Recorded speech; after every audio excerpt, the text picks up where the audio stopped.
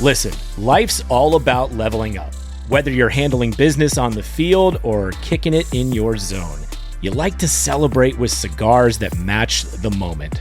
That's why you should link up with Famous Cigars to bring you a wild deal. Right now, you can grab 8 premium cigars for just $8. You heard that right. 8 top-rated cigars at $1 a stick. Top quality brands like Oliva, Romeo y Julieta, and Davidoff. Handpicked just for you and worth over $80. Hit up famouscigars.com/cam and lock in this exclusive deal.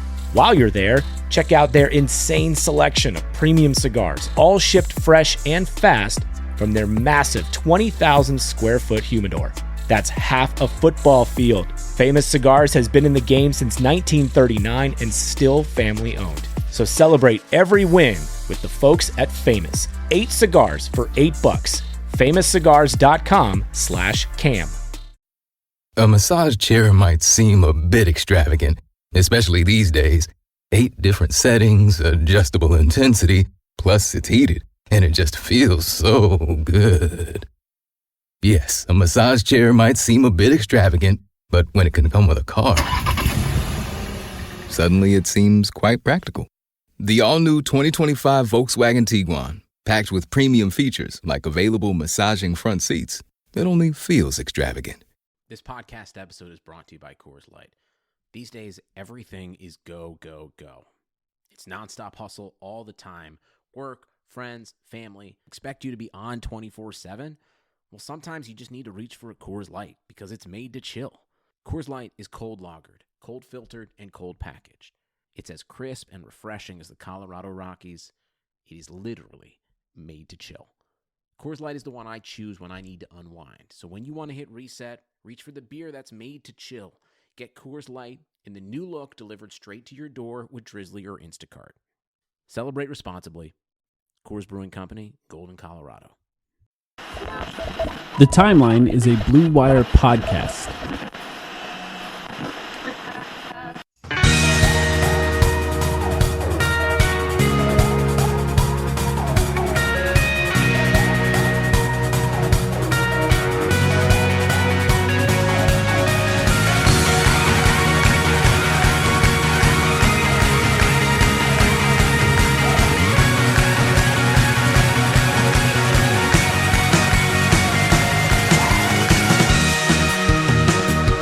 Welcome to the Timeline of Phoenix Suns podcast. The Suns are now 1-1 against the Los Angeles Lakers. My name is Mike. I'm here with Sam. Sam, how you doing?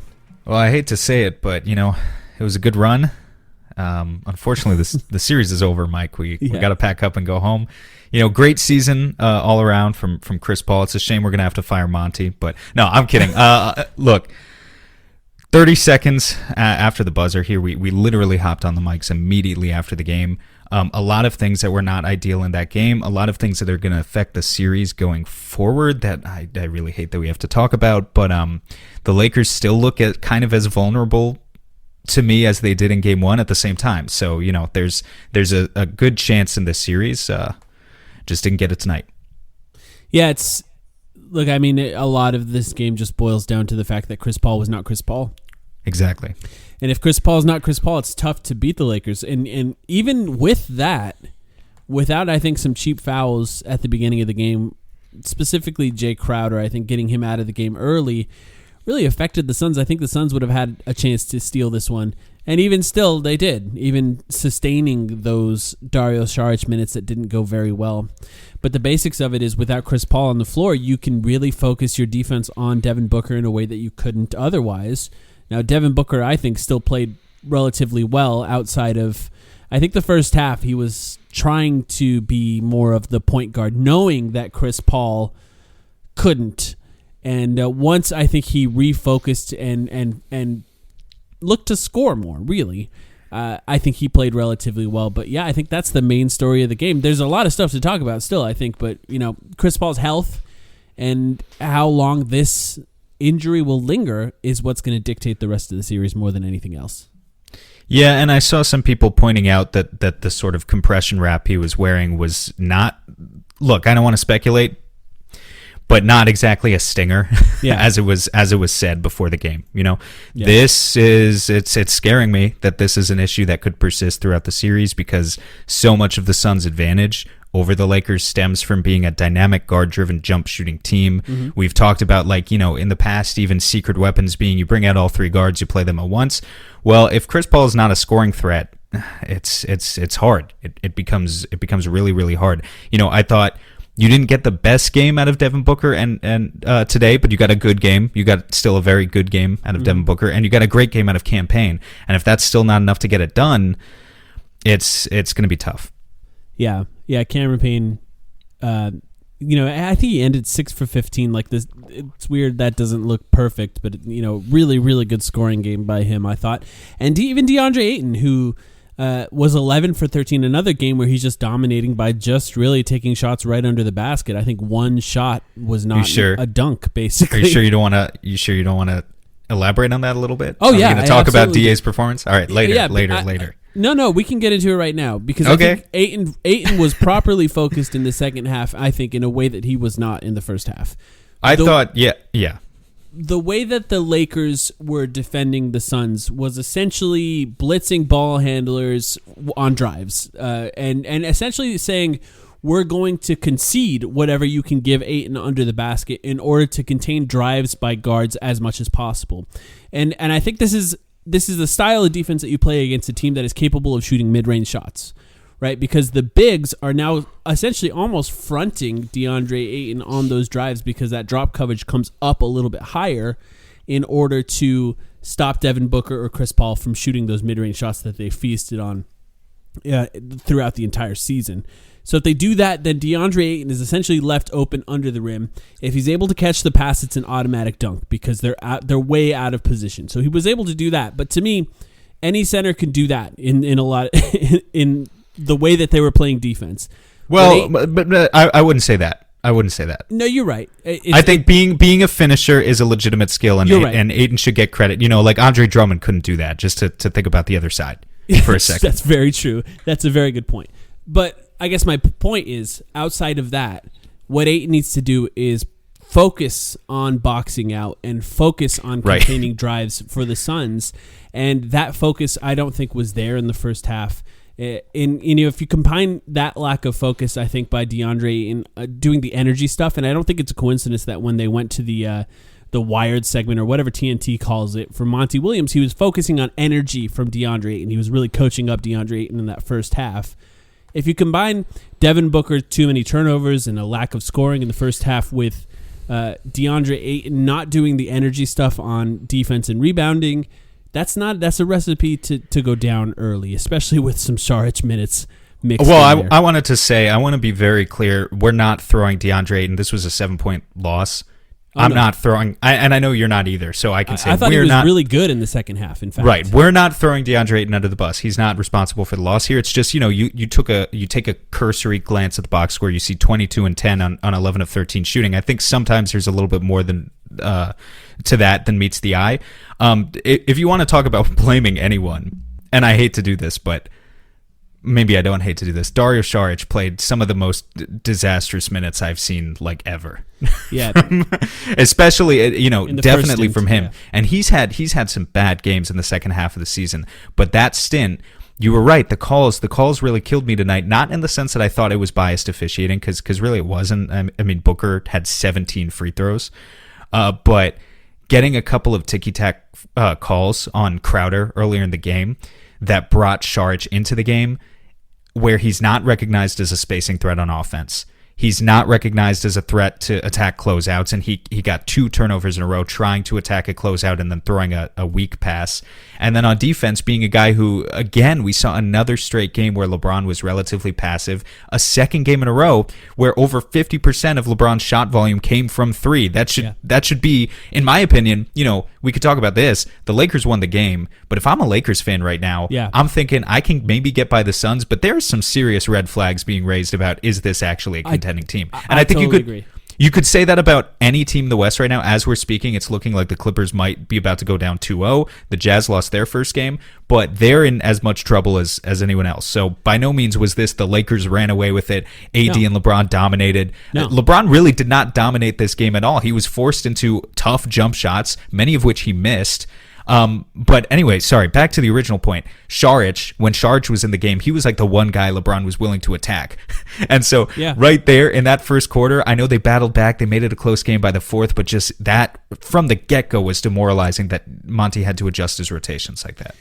Yeah, it's really tough, and we could talk about potential adjustments there, but I think you're right. Just on your point about the Lakers, LeBron James is essentially playing like the last run of Jason Kidd. It's not quite what you're expecting of LeBron James. He's playing point guard and he's shooting threes. Like, that's not quite LeBron. I mean, he's still, the thing about LeBron is that he still has LeBron's brain, so he's still very, very, very, very good at that, and they can still be successful doing that. But I think if you're a Lakers fan, you're right. If you're looking at the rest of the West, you're a little scared. And even if you're looking at a potential of a healthy Chris Paul, which who knows what the likelihood of that even is at this point, that's something that should scare you, because I think a healthy Chris Paul, the Suns can win this game relatively easily. I don't like the way the Lakers were defending the Suns. I don't think that's a sustainable thing if you have multiple guards that are able to attack off the dribble instead of essentially just one, and then Cameron Payne just sort of turning into a flamethrower for a few minutes. Because look, the Marc Gasol minutes did not impress me at all. They're still somehow refusing to really go to Anthony Davis at center for extended minutes at a time. And look, Drummond can do some things. I think he punished the Suns in the first half specifically. He's annoying as fuck, straight up. I mean, he played well tonight, and I think this is a night where we recognize that he has a lot of weaknesses and whatever, but this is a night where sometimes some sects of NBA Twitter need to shut the fuck up and be like, yeah, he obviously has value because he dominated the Suns on the offensive glass. Yeah, and he can do that, but I think the Suns still have ways to attack that. Totally. And just he's too slow-footed, and Marc Gasol it doesn't make him a good defender. Yeah, sure. Exactly. So the Suns can still take advantage of those things with proper guard play. It's just tough, man. There was an argument on who the best Suns player was this season. You're taking one of those two guys away, essentially, and it just becomes. I hate to say it, but if this is Chris Paul for the rest of the series, the Suns can't win. I just don't think they can. They maybe can steal one, maybe even steal two, and make it go to 7 games, but. Chris Paul will have to get healthy in order for them to do it. But if Chris Paul can get healthy, I still think they have a good chance against this team going forward. I don't really like the Suns matchup I don't really like the Lakers matchup against the Suns if the Suns are fully healthy. I just don't see how they defend a lot of the things that the Suns are doing, unless of course LeBron James also becomes LeBron James again. Yeah, just on the LeBron point there, like I'm looking a couple years ago at his playoff stats, his last couple years with Cleveland. 2017, he averaged 9 free throw attempts per game in the playoffs. 2018, 9.7. Even last year, he was at 7.1 in their finals run. And then this year so far, 7 combined free throw attempts through the first 2 games for LeBron James is really crazy that he's playing that way. And like, look, good for Anthony Davis that he had a bounce back game today. I guess got bailed out a lot and got to the free throw line as often as he did. Mm-hmm. He still did not look good when you turned him into a jump shooter. And he still was not doing the types of counters that I know Lakers fans want out of Anthony Davis, where you really get him going downhill from the top of the key. He still wasn't doing that for the most part in this game. He got 34 points. It was not an especially terrifying 34 points, especially he instilled no confidence if I were a Lakers fan, in his ability to run the offense with LeBron off the court. Again, the Lakers offense was a disaster when LeBron was off the court, and LeBron, again, played less than 40 minutes, which is that benchmark that I've been looking at for this entire series. I think he might log less than 40 minutes in every single game. So, yeah, there's ways to beat this team. I mean, they shot 30% from deep tonight. They shot 27% the other night. Their supporting cast kind of sucks. Honestly, I mean, I'll give credit to Drummond because he destroyed the Suns. He's the one who is such a bad matchup for the Suns on the glass. I will give credit to Anthony Davis for the bounce back game. Also, Dennis Schroeder played well tonight. The Suns still aren't like afraid of Schroeder. They go under every single screen. But he was able to capitalize regardless and get to the rim, put some pressure on the rim. So I give him credit for that. But otherwise, the Lakers role players, I mean, just get this. You had 34 from Davis, 23 from LeBron, 24 from Schroeder, and 15 from Drummond. Then combined, the rest of the team, Kentavious Caldwell-Pope, Markieff Morris, Kyle Kuzma, Marc Gasol, Wesley Matthews, Alex Caruso, and Horton Tucker. The rest of the entire team combined for, let me do some quick maths, 13 points. Wow. Yeah. 13 points from everyone else. No spot-up shooting. No, post work from Marc Gasol or anything like that. No Alex Caruso or anyone attacking closeouts and driving to the rim. No off-ball cuts. Nothing. There was no other offense there. So it really just becomes a story. It's not that the Lakers are some juggernaut. They're just not. It becomes a story of how do you attack their defense, which has been very, very good at shutting the Suns down, especially without a healthy Chris Paul. Yeah, and I also think that, look, before the series even started on this podcast, when we were doing our preview, I said, at this point, I think the Suns might have to try to match LeBron James's minutes with DeAndre Ayton, even if DeAndre Ayton is not guarding LeBron James, because Saric becomes such a target for LeBron James.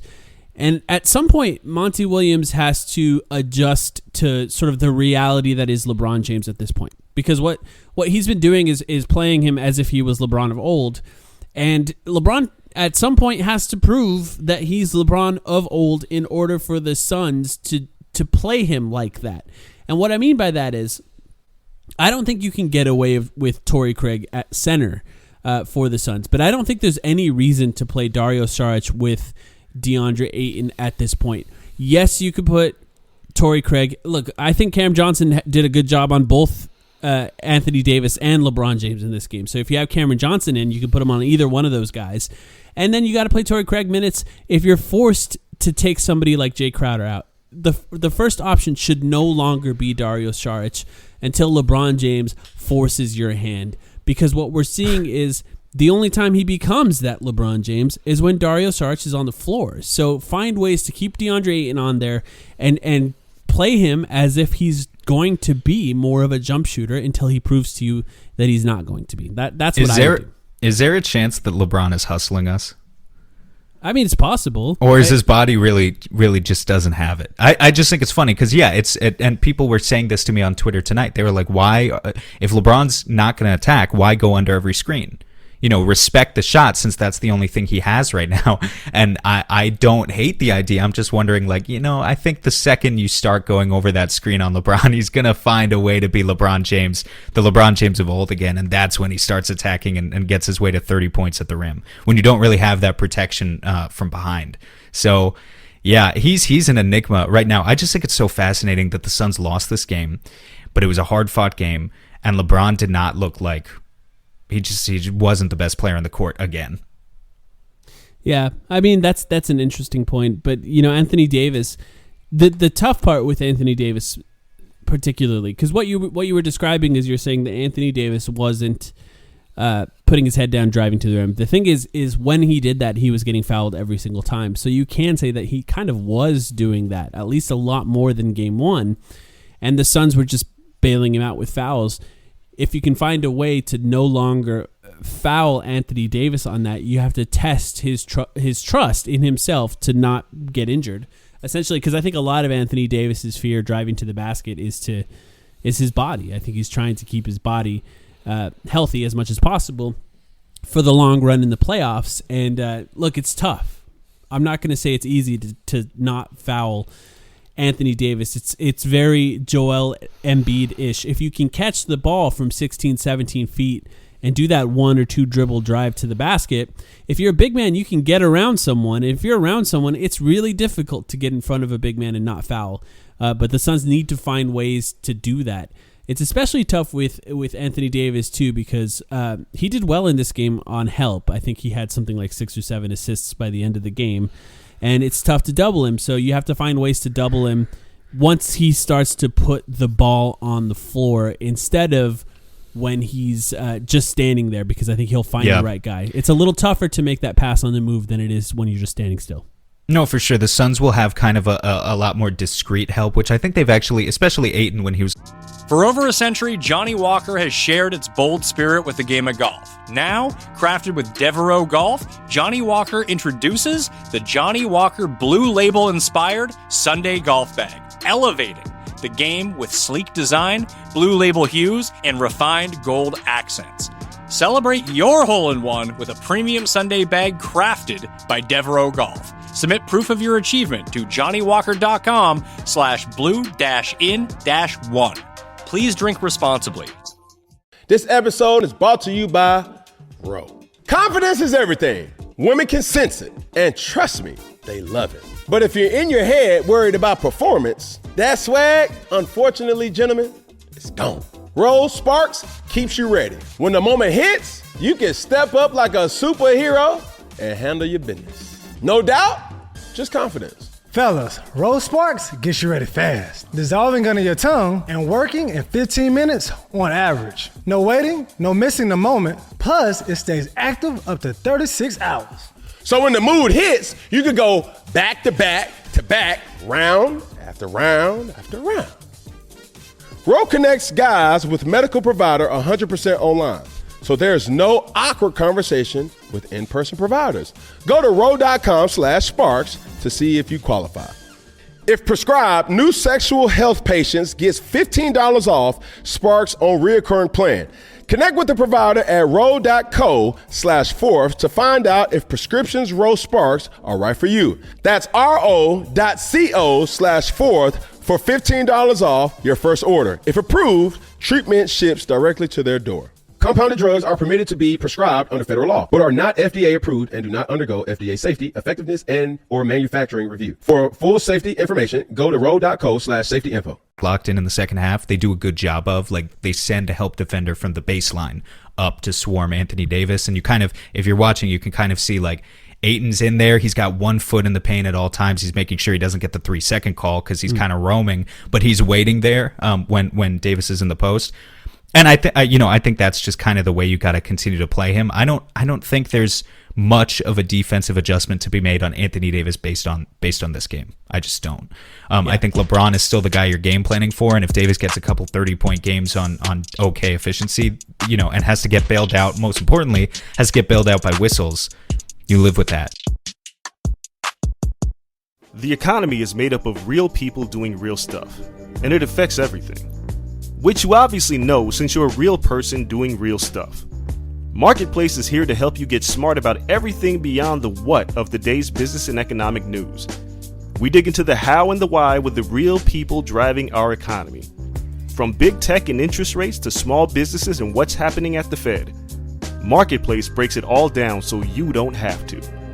Listen to Marketplace wherever you get your podcasts. Sugar Ray Leonard, Roberto Duran, Marvelous Marvin Hagler, and Thomas Hearns. Legends, whose four-way rivalry defined one of the greatest eras in boxing history. Relive their decade of dominance in the new Showtime sports documentary, The Kings, a 4-part series premiering Sunday, June 6th, only on Showtime. I think where we could talk about adjustments, let's talk about offense. Yes. That's the problem right now. Let's say for Game 3, and I really, really hope this is not the case. If Chris Paul is 50% of what he is normally again, what are your thoughts? Well, that's an interesting thought because I don't know that he was even 50% in this game. Do you think he was? I don't know. I mean, he found his way to a couple baskets, but the passes weren't on point. He was getting rid of the ball quickly. Probably 30% of what he is. Like, I'll put it this way. He played 23 minutes. Cam Payne played 33. Would anyone have minded if Cam had just gotten like 40 minutes and Chris Paul played like 10 or 15? Probably not. I think he was that much of a downgrade over from Payne today. Yeah, I hope the couple days makes a difference. The wings did not instill much confidence today either. No, and I think it's, Yeah, I mean, the reality is, I think Jay Crowder was still good in the minutes that he played. The foul, especially the second foul, was dumb. Look, he got kicked in the balls too. Like that's not fun. I mean, that can throw you off an entire game. But I think Jay Crowder was still good. 2 for 8. That's going to happen with Jay Crowder every once in a while. The Suns need more from Mikal Bridges. Mikal Bridges offensively. Like, they straight up do. I understand that he's guarding one of the greatest players of all time, and it takes a lot of effort and energy to do that. So I know it's asking a lot of him to also be who he is. But look, 6 points is well below what he's capable of. And I know he's playing. Look, in this game, he didn't even play a lot of minutes. Like 26 minutes. Well, he was played off the floor by Cam Johnson because Cam Johnson hit those 2 threes to end the third quarter. Yeah, and Cam Johnson was also playing excellent defense. So it's a tough thing that he just needs to do more on offense, and that's finding the seams in his cuts. The Lakers are very good at reaching into those passing lanes, so I know that's hard. Even if he does cut, getting the ball to him is still going to be difficult. Making shots is still important, and just being a little bit more aggressive. There were multiple times, and I thought about you, Sam, because you've made this point many times, where he stepped into the lane and he took a shot, and he's just fading away from contact, and the defense is out of position in a way that would guarantee him free throws if he just leaned into the contact. At some point, you have to make that adjustment because he can get those fouls. Because when he's catching it on the move, or he's catching it and immediately driving, they're out of position because they don't expect him to do that. So he has to lean into that contact. He's easily dissuaded. Like, there was one ATO that the Suns ran, I think, in the third quarter. I can't remember exactly, but it was that play. It was the Blake Griffin play. I don't know what it's actually called, but it's like he catches it on like kind of a fake handoff and then dives towards the rim. He got hacked. There was no call. You could see him mouthing afterwards, that's bullshit. Like, and I think those sorts of plays, it's like he wants to protect his body too, which from where I'm standing is totally reasonable. It's just in a game like this where the refs were giving you that call more often than they weren't, he really needs to take ownership of his offensive role a little bit and understand that he can't just be Jay Crowder or Cam Johnson. We really need him to be a little bit more. And to bring up an even greater point, I think it's great that we're talking about this. Like, accountability is important for Mikal Bridges because I think some Suns fans get this idea, like they get their panties in a twist and complain about the Suns community at large treating Bridges like, he's some golden child, and then complain about why do we give DeAndre Ayton the treatment he gets, and they speculate as to it's all about draft positioning, which I think in a lot of cases is what it comes down to. But I think it's important here, like, we got on DA at the beginning of this episode. He still had overwhelmingly a good game, I think. Now we need Bridges to do more. We just straight up do. Like, he averaged 13.5 points per game in the regular season. He can't average 5 or 6 in the playoffs and see us survive against a team that's theoretically a contender. Yeah, but here's the reason why Bridges is treated that way. He rarely makes mistakes. Now, there's a difference between making a mistake that's effort-related and missing a shot. Shots don't always go in. Averages tend to win out when it comes to shooting shots. So I don't get mad when players miss shots consistently. I do get mad when players make mistakes effort-wise. And I think for Mikal Bridges in this specific game, there was a little bit of both. Look, you can miss the shots. You're going to miss the shots, but you have to find ways to not let the defense allow you to shoot a shot that you don't want to shoot just because of the way they're playing you. You can find ways to get to the free throw line in that case. And look, I'm not one to say that if your 3-point shots are not falling, get to the free throw line, because that's actually very difficult to do.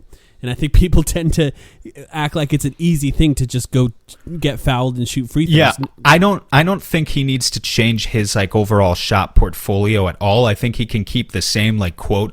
He doesn't operate by a quota because it's stupid to like keep players in rigid defined roles where it's like, okay, 60% of your shots are going to be threes or whatever. So that's not what I'm talking about. But what I'm saying is Bridges should continue to shoot threes at the same rate he's always been doing it. All I want from him is when you do drive, because that's something he does do now, look to embrace the contact a little bit more. Yes. You'll up your scoring averages a little bit just by doing that.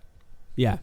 And it's just, look, without Chris Paul, somebody else has to step up. Now, we expected that to be Cameron Payne, right? I gave you guys a guarantee that he was going to score more than 14 points. He ended up with 19 in this game, but it has to be someone else too, because with Cameron Payne, he's essentially playing that Chris Paul role. By the way, 7 assists. He was just so phenomenal in this game. I know it's. We talk about the dump off passes that Ayton got that like made it look so easy for him. A few of those came from Cameron Payne. Yeah, he was really good. But that's what the Suns do well, right? Is they run that pick and roll offense. Like Ayton is just a very strong pick and roll big. Unfortunately, the Lakers are good at shutting that down. So you have to go to your counters, and we saw it towards the end of the game too, right? Like when they started switching. There were a couple possessions. There were a few possessions there at the end where the Lakers just switched every off-ball screen and did not allow the Suns to have everything. There was that one possession where the Suns ate up the entire clock, tried to feed Ayton in the post twice on Alex Caruso. Tried to feed Ayton. And that's exactly what I was thinking. I was thinking, like, you know what? It would be so nice if this worked, but it's just a fantasy that it does. Like, you're thinking he's so much bigger than Caruso. He should just be able to embrace that and attack. But immediately he kind of seized up a little bit his body, and he froze.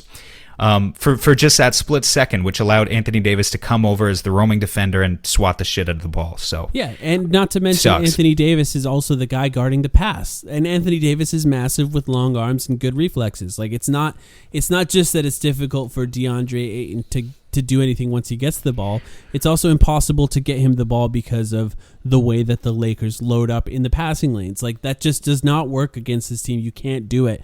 Trust DeAndre Ayton to get the offensive rebound and use your guards to attack the bigs in mismatches. Yes, Anthony Davis is a good defender. Get a shot over him. Trust that DeAndre Ayton can get that rebound because Alex Caruso is the one boxing him out. You just have to do that. One thing I did like late in the game when they were switching, and obviously it didn't work, because they lost the game, but I like it, is a lot of guard for guard screens. Yes, like that's something. Too. Yeah, that's something we've talked about early on in the season. It's like if you're really trying to target a matchup, but you're not confident enough in Ayton to be that guy who punishes in the post. Well, the benefit of having Devin Booker healthy and Devin Booker being good is he's 6'6". So they had campaigns setting a lot of screens for him and like getting Schroeder on Booker. At that point, it's still going to be tough for Booker. There's still going to be aggressive help at the nail for the Lakers. He still has to make difficult shots, but doing whatever you can to kind of have obscure, sort of odd players set the screen, get a better matchup onto Booker late in the game. And, they tried. Booker obviously played well. He got fouled by Schroeder a couple times at the end there, got to the free throw line, but ultimately they weren't able to execute enough other offense to get all the way. Yeah, I was glad that they did that. It was something that Tim asked us about in our last episode. He specifically said if the Lakers start to trap or switch everything, what do you expect?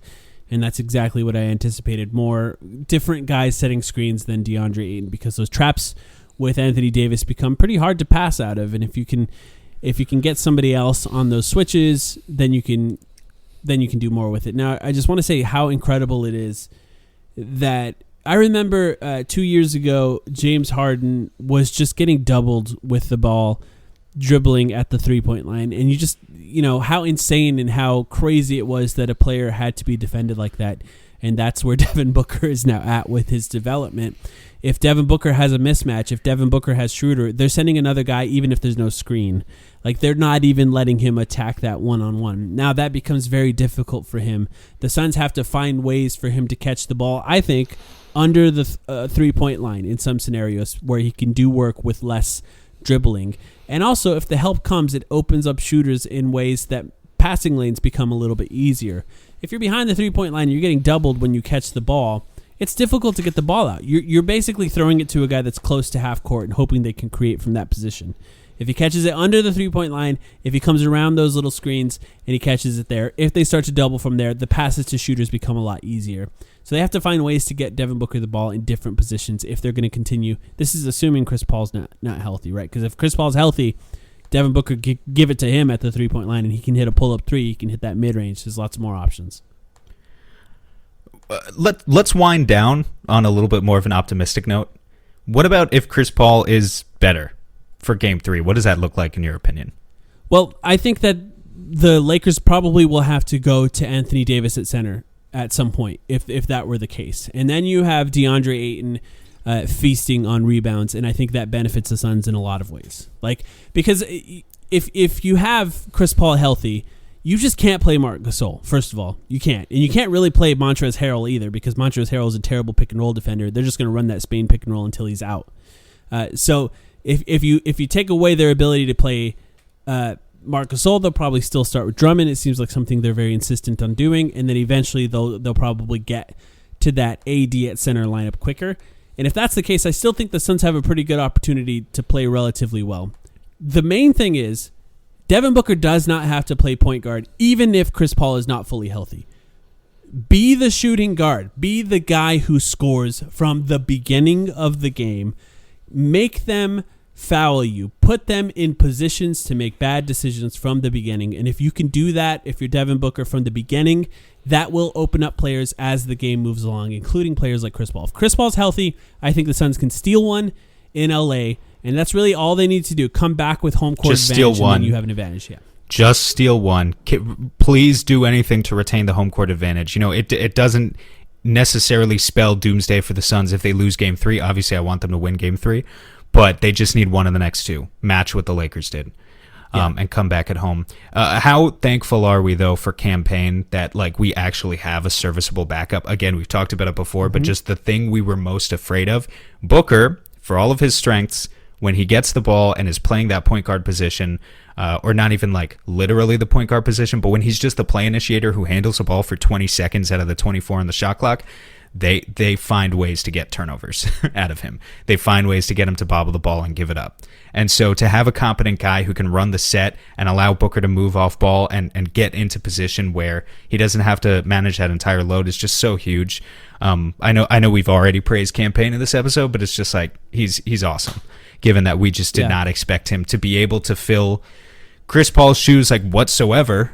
At the beginning of the season, we were questioning if he could even, handle 12 minutes off the bench by himself.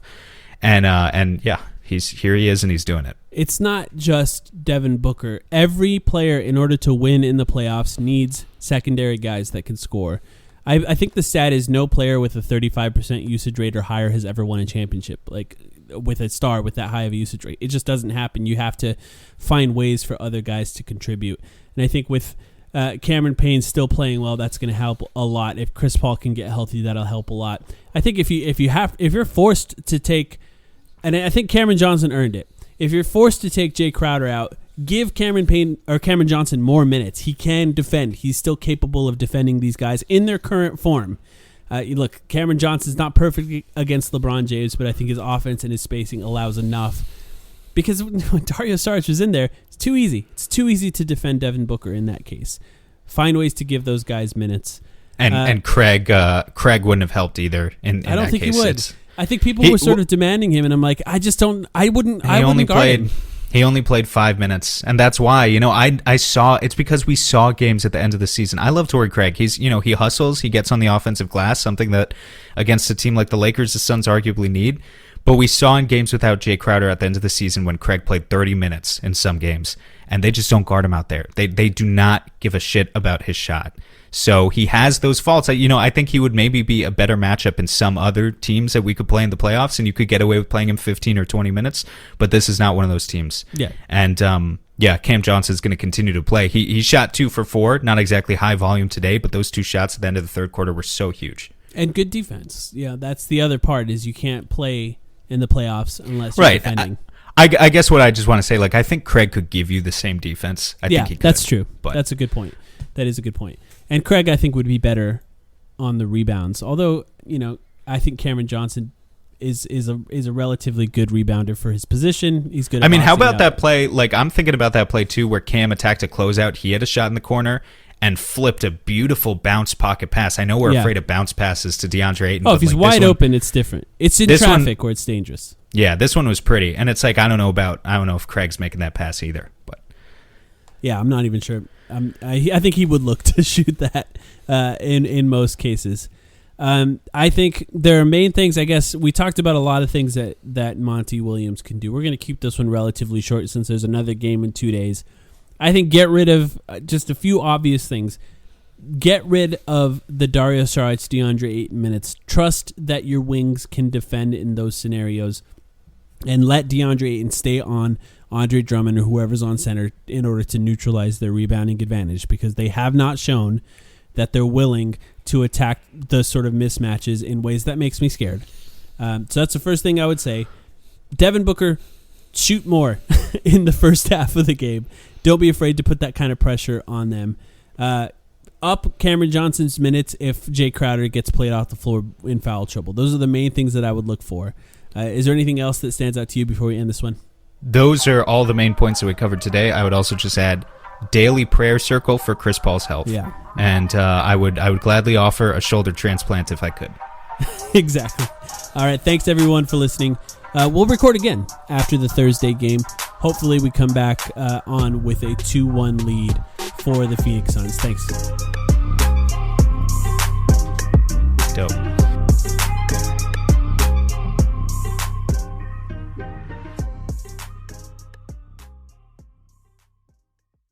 Sugar Ray Leonard, Roberto Duran, Marvelous Marvin Hagler, and Thomas Hearns.